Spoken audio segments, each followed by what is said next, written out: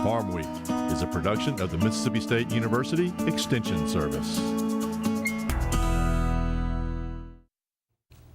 Today on Farm Week, Cuba could be a new market for U.S. agricultural goods as President Obama moves to normalize diplomatic relations with the country. In Southern gardening, poinsettias. There are keys to choosing a good one. In the food factor, run out of a baking ingredient? We'll have some common substitutions. In the markets, catfish prices drop a bit from last month, and so does processing. As wheat prices gain support from Russian uncertainty, Brian Williams will have analysis. In the feature segment, Norman Borlaug, the father of the Green Revolution, is honored with a bronze statue in Washington, D.C. I want to flatter the good characteristics of Norman Borlaug. Obviously, I want him to be heroic because he was heroic, and he is heroic to all the people that he helped. But at the same time, you have to have that human side in the face, in the pose, to make them feel like they could walk off that pedestal.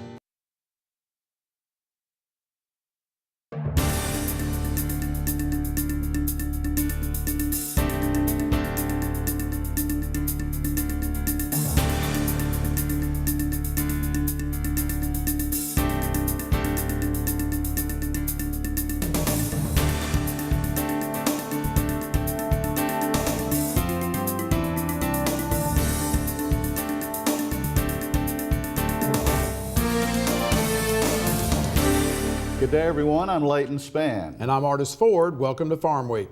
Many agricultural groups are welcoming the normalization of relations with Cuba. Well, Leighton, President Obama and the Cuban government announced Wednesday the two countries will move toward easing trade and financial restrictions that have been enforced for more than 50 years. American Farm Bureau President Bob Stallman said that the move toward normal relations is welcome news. The U.S. does sell some ag goods to Cuba, but banking and financial restrictions severely limit the amounts. The U.S. Wheat Associates Group said that Cuba could have the potential to import 550,000 tons of wheat a year. The USA Rice Federation said it's encouraged by Wednesday's announcement. Some U.S. rice sales were made to Cuba from 2001 to 2008, but none have been made since. This fall, agriculture was again in the spotlight in many Mississippi elementary schools. Mississippi-grown foods such as blueberries, sweet potatoes, cucumbers, squash, and lima beans were served in cafeterias during the annual Farm to School Week. And in the classroom, students got to meet some of the farmers who actually grew the food. I learned that lima beans can be red, purple, brown, black, or green. Farmers visited second and third grade classrooms at each participating school. The growers explained the importance of agriculture and eating the right foods. The students seemed to want even more information. We must have 40 questions from third graders about blueberries, so that's wonderful. Most all of them knew what we were talking about. They were very informative, and the teacher did a super job. To have the farmers in the classroom is just priceless, and especially right before they go to eat, because they've got it on their minds, and they come in here and they see the blueberries, they see the sweet potatoes, and they can relate it so well to the farmer that they just talked to that produced it. Commissioner Hyde Smith and the visiting farmers ate lunch with the students as part of the Farm to School Week visit in Brandon. Many small towns in the South are learning that tourism is vital for a strong economy. To help rural communities increase tourism, the Mississippi-Alabama Rural Tourism Conference offers innovative ideas to participants who want to improve their towns and strengthen the local economy. Farm Week's Amy Taylor reports from Greenwood, Mississippi. Community leaders, business owners, and others interested in economic development learned how to bolster tourism in their towns. Tanja Ray Smith with Greenwood Convention and Visitors Bureau and Doyle Kiesel with Auburn Cooperative Extension System shared important steps to take. Making sure that their drive time is not out of the way, being able to accommodate a visitor where they can possibly meet and or sleep in the same place. For the attendees that are off-site at other hotel properties, we made sure to have shuttle services available to them so that shuttles could bring them from their hotels to the meeting sites. So it's very important to have all of your logistics laid out, to make sure that it's easy for the visitor and to make sure that the visitor has all of the information that they need to get from point A to point B, because you want them to be able to navigate your town. Getting people to go out and learn about our birds, our mammals, our trees, the geology of the areas, all of that is very important so that we really understand. And it's also what attracted our ancestors to settle in Alabama, in Mississippi, is what did the land have to offer? Due to its rich agricultural background, those are the things that grew it. Knowing that helps us to plan for the future, helps us to make better use of it. Advertise what you have to offer. Make people aware of those natural resources that are in your area and how they can enjoy them, access them. Doyle Kiesel says you can learn more about natural resources through Mississippi State University Extension Service's Master Naturalist Program. From Greenwood, Mississippi, I'm Amy Taylor reporting. It's a sinking feeling when you're about to bake someone's favorite holiday treat and you realize you don't have all the ingredients. Well, in this week's episode of The Food Factor, Natasha Haynes with the Mississippi State Extension Service tells us about some common substitutions for those baking ingredients.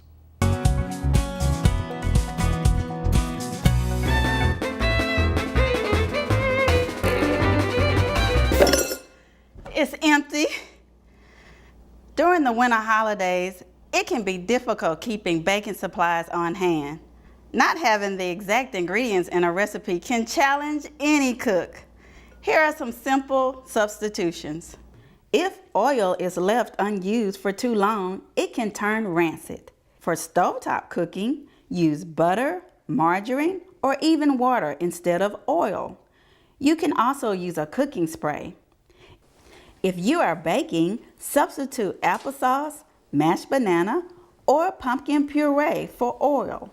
To substitute cake flour, sift 1 cup of all-purpose flour, then take out 2 tablespoons of flour, add 2 tablespoons of cornstarch, and sift again.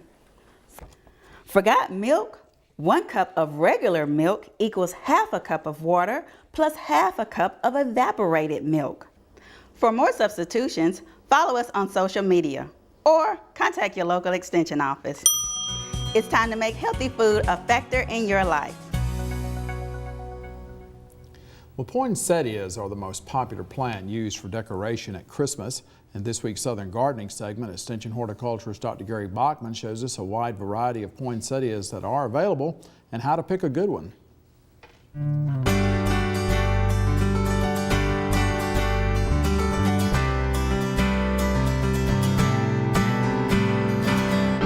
Poinsettias are the traditional flowering plant associated with the Christmas season. Today I'm visiting Vesley's Nursery in Summerall, getting ready for the holidays. The brightly colored plants come in a variety of colors and patterns. However, what most people call the flowers are actually modified leaves called bracts. The true flowers are the yellow-green bead-like structures called cyathea. Here at Vesley's, the primary varieties being grown are Freedom and Prestige, in both red and white. These are popular varieties as they will color up in response to natural changes in the day length.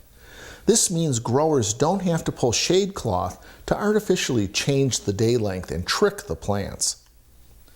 The Freedom series has bracts displaying rich and full colors. These are compact growing plants with good branching habits. Prestige poinsettias also have nicely colored bracts, plus the foliage tends to be a darker green and a nice background for the color.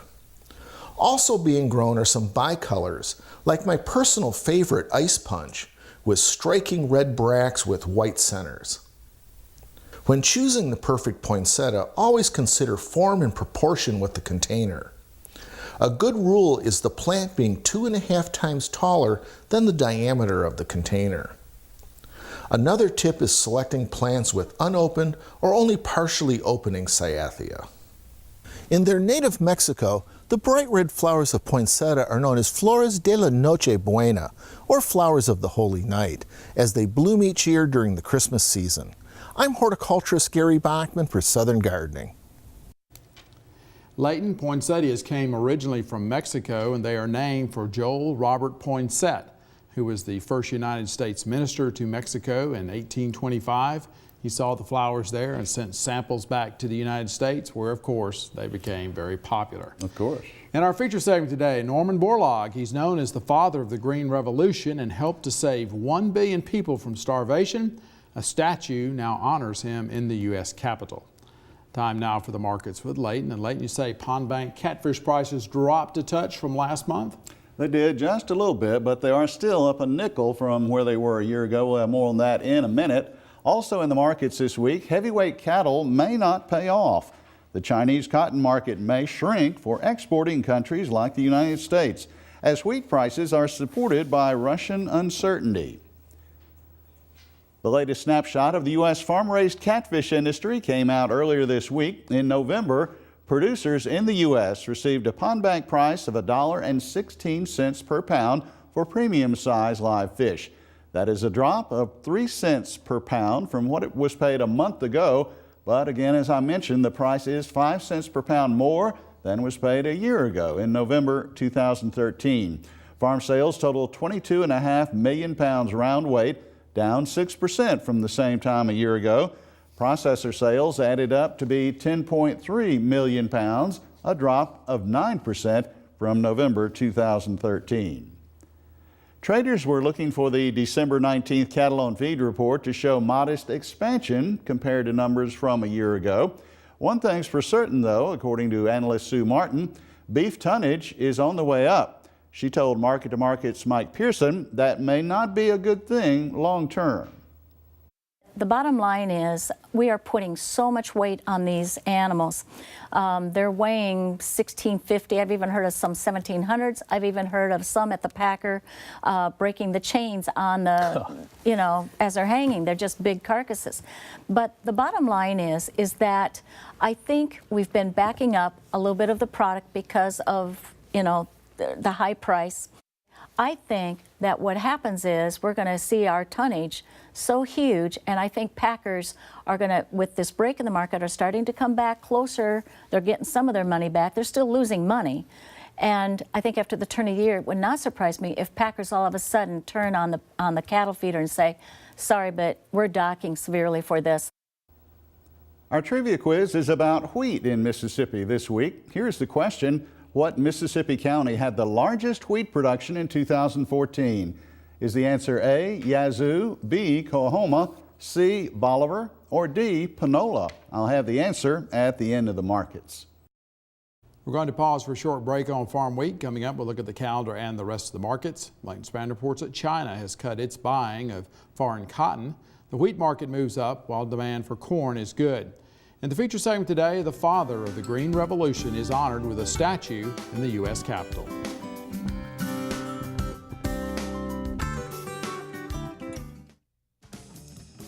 Committed? Absolutely. People rely on me. I don't take that lightly. Sure, sometimes we get out of sync and things feel forced. That's when the commitment kicks in. You buckle down, hammer it out, and keep it together for everybody involved. So, yeah, I'm completely committed to my marriage. Till death do us part. Commit to your marriage.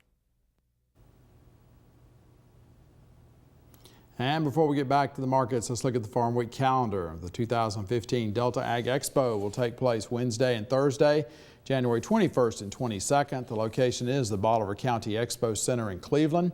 Managing profitability with low commodity prices is this year's theme. There will be more than 100 commercial exhibitors on hand. In addition to the regular commodity education sessions, there will also be an ag drone demonstration by a company. Methods for controlling wild hogs will also be covered. Homeowners interested in integrating native plants into their landscapes should attend the Home Landscape Design Jambalaya. That takes place in Picayune at the Crosby Arboretum of Mississippi State University. It takes place Saturday, January 24th at 11 a.m. The event is free for Arboretum members. It's $5 for non-members. You'll get a lot of garden design ideas and how to do it sustainably. Please register by Friday, January 23rd. Go to our Farm Week website at farmweek.msucares.com for information on these and other events. Now check out this week's Farm Week Snapshot.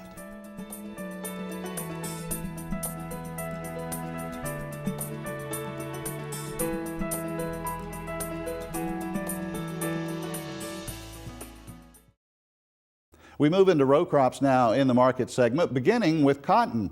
DTN is reporting that China is forecast to chop its cotton imports by half this marketing year. The impact on the United States and the other 4 largest exporters is expected to differ quite a bit. The USDA's Foreign Agricultural Service reports this month that India is expected to bear the full brunt of the impact. Its cotton exports are forecast now to drop by nearly 50%. Wheat futures enjoyed double-digit gains at midweek that carried the market to some new highs. I talked to Extension Ag economist Brian Williams about the uptick in wheat on Thursday morning. Well, Brian, lots on the foreign front to talk about that potentially could involve wheat, but let's begin with that supply-demand report earlier this month. What did it have to say? Well, there wasn't too much of movement in the wheat markets for the supply and demand report. The big change in the balance sheet was a 10 million bushel increase in imports, with most of that coming from Canada.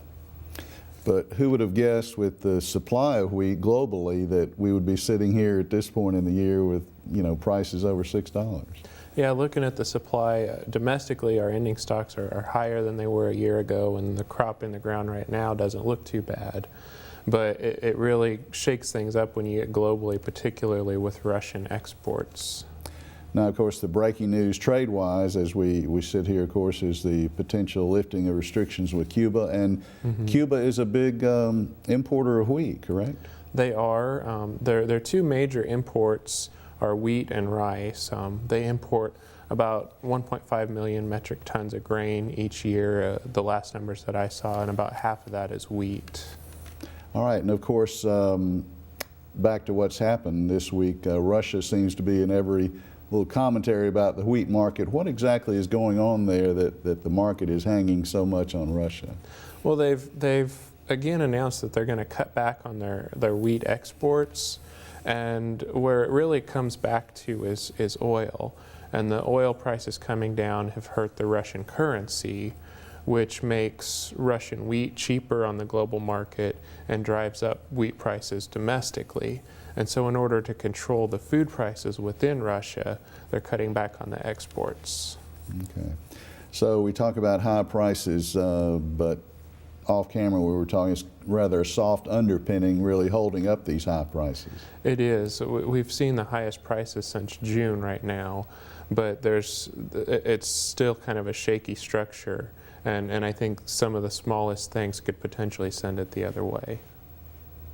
The strength in that wheat market has served as some good underpinning, though, for the corn sector. Of course, demand continues to be good there, as evidenced by bullish ethanol production using corn. Analyst Naomi Bloom says exports have been good as well. With the gasoline prices getting lower, it's something to be watching, but the corn used in the ethanol has, of course, been such a great reason for the demand. As the exports also, past 2 weeks we've seen very strong exports for corn, which is what's kept that market supported. Now, corn has been trading in a sideways range for about a month, where looking at the March contract, support's been at $3.75 and resistance has been at $4. Before the feature story, let's check the trivia answer for this week. The correct choice is B. Coahoma County had the largest wheat production in the state this year, over 1.3 million bushels. Any discussion on feeding a growing world population would be incomplete without including the work of Dr. Norman Borlaug. Borlaug is believed to have saved more than 1 billion lives in developing countries in the 1950s and the 1960s. He's known as the father of the Green Revolution for his development of high-yielding strains of drought and disease-resistant wheat. Borlaug won the Nobel Peace Prize in 1970. He passed away in 1999. Earlier this year, a bronze statue of Borlaug was placed in the U.S. Capitol in Washington, D.C. Mark DeMarcus Paul Yeager shows us how the statue was designed and built. I grew up on the land, on a small farm in northeast Iowa. This farm was composed of only 50 acres, only half of which was cultivated land. Life was not always easy. To honor the man credited with saving more lives than anyone who has ever lived, a statue was commissioned to be placed in the U.S. Capitol. A Midwestern artist began work on the project in 2013, and the piece arrived in Washington last March. But the journey from conception to completion, like the work of Norman Borlaug, required a passion for excellence and painstaking attention to detail. I want to flatter the good characteristics of Norman Borlaug. Obviously, I want him to be heroic because he was heroic, and he is heroic to all the people that he helped. But at the same time, you have to have that human side in the face, in the pose, to make them feel like they could walk off that pedestal. For me anyway, that's my style. That's what captures me in art when I view other artists' work. Like if it looks like it could just step out of that painting or step off of that pedestal, or it pulls me into it, then it feels like they're alive, they're real, and I can relate. Remember to select for things that you need in your own country, back home, to fit your own situation. Those of you from India and Pakistan where part of your wheat is grown under irrigation, be sure you're selecting the short dwarf plants. This is a plant that's too tall for irrigated conditions of India and Pakistan, but under the dry or semi-dry conditions of Afghanistan is probably what you want.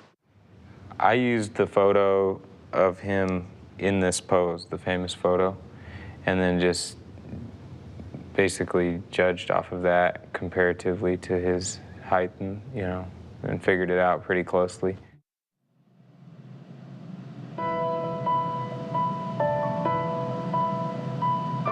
This whole bronze process, which took about 4 months now, 3 or 4 months.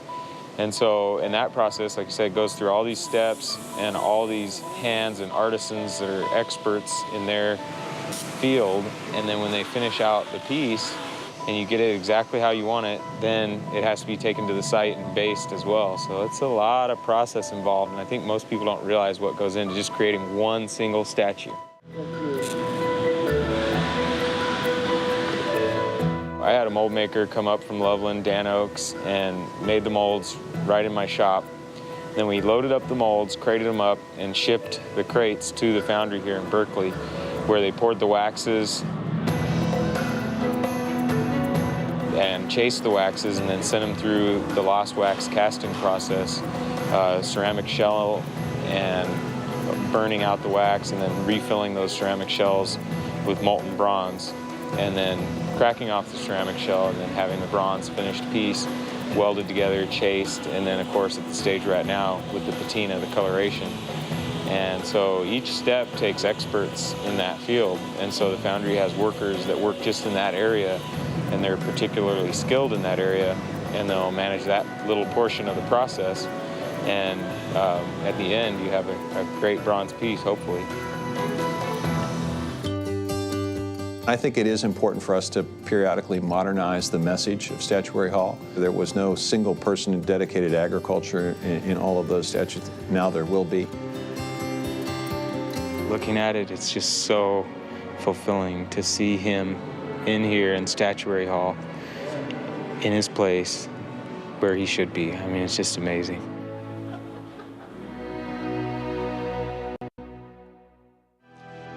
And I am not one to sit idly by and see man breed himself into a corner by increasing his numbers faster than food production is being increased. And if I have anything to contribute to this world, when I know that our scientific facts are right and we have materials that can be brought together in a meaningful production program, I'm going to play that card and play it hard.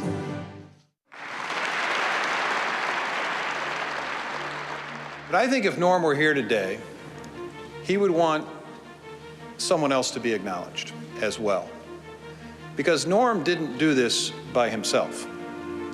As great as he was, as visionary as he was, he needed partners. And those partners were the farmers of the United States and of other countries.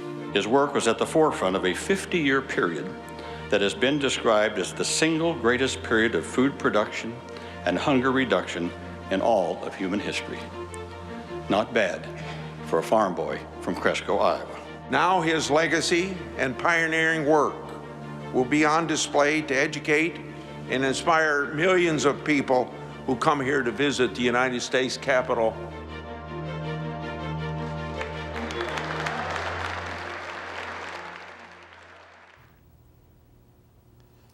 You know, and I think because he grew up on a small farm, he knew want, and thereby he could identify with the rest of the world's small farmers. Well, we are at the end of Farm Week for this week. On our next show, we'll have a Farm Week feature story edition of our show. You will see how salad tables and raised bed gardening is taking Hattiesburg, Mississippi by storm. Western landowners are concerned about the legal status of the greater sage grouse. In Southern Gardening, Puff will have the inside scoop on snapdragons. In the Food Factor, find out what's actually in eggnog. For the rest of the Farm Week crew, I'm Artis Ford. And I'm Leighton Spann. We wish each and every one of you happy holidays from all of us at Farmweek.